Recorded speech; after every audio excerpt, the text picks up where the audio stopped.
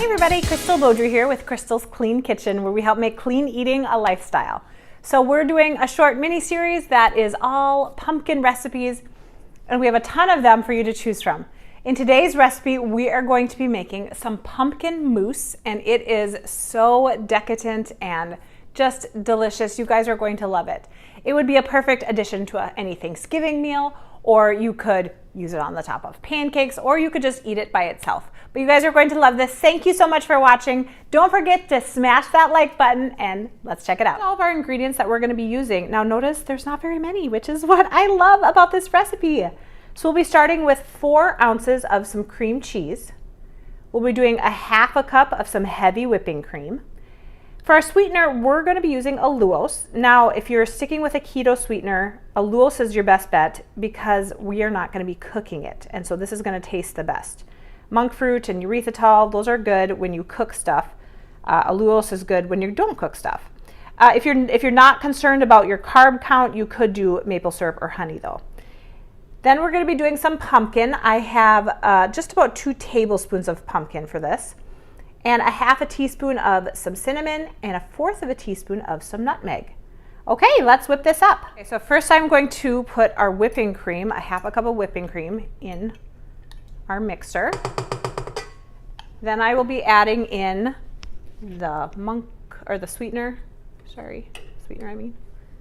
Okay, I'm going to whip this together until it has formed like a whipping cream substance. Of course, during this process, you want to make sure that you're stirring the sides, just so that there's nothing on it that gets stuck to the bottom. All right, so this is how you want your whipping cream to look at the end. It's very stiff. You have stiff peaks formed. And I'm going to put this aside and then whip up some of the other ingredients. Adding in our cream cheese, and you can do the pumpkin. And then we're also going to be doing our spices. 1/4 of a teaspoon, a 1/4 of a teaspoon of some nutmeg, and a half a teaspoon of some cinnamon. Okay, let's mix this together.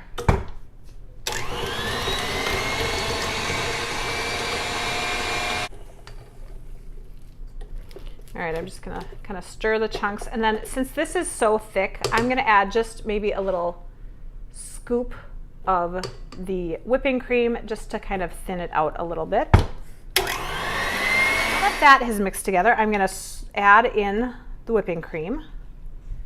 The reason why I did it separately is just because I wanted to mix the cream cheese really, really good without the whipping cream in it so that it still is really light and fluffy. All right, now I'm not gonna mix it a ton. I'm just going to mix it a little, basically until they're all combined. All right, here is the texture that you are looking for. And then I'm gonna be putting this in a piping bag, and so that when I serve it, it looks really pretty. So I got this really cute reusable piping set from Amazon. I'll make sure to link it down below. It has reusable bags that are really, really easy to wash. So what I'm going to do is I'm going to pick out a really fun tip. I think I'll use this one. I'm going to put this tip in here, kind of goes right to the edge there. And then I'm going to put whatever cover I want on. Cover it with this, kind of tighten it. Then I'm going to get a jar. I'm going to put the piping bag inside and kind of roll up the edges like this. Okay. Then I'm going to take my mixture, put it in here. You know, I also make donuts like this too, which reminds me, stay tuned because in our next episode, we are making donuts. Some pumpkin spice donuts that are sugar-free and low carb and still taste amazing. You guys are going to love those too. Okay. See, this makes it super easy to use a piping bag. Look at that, right? That's not difficult. And I'm gonna just squish it down like this. Now, there's a lot of different containers you could use when you're displaying this. If you are doing this for, let's say, like Thanksgiving or something, this would be a great option. It's kind of fancy. But, you know, if you just wanted it for like a dessert or after supper thing, then this would work too.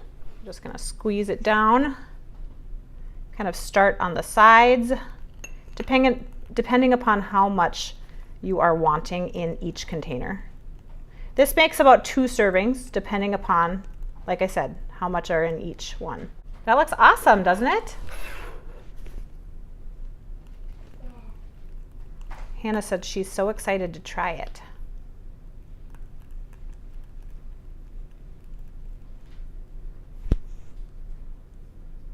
There you go. Now we're gonna just take a little cinnamon and dust the top of it.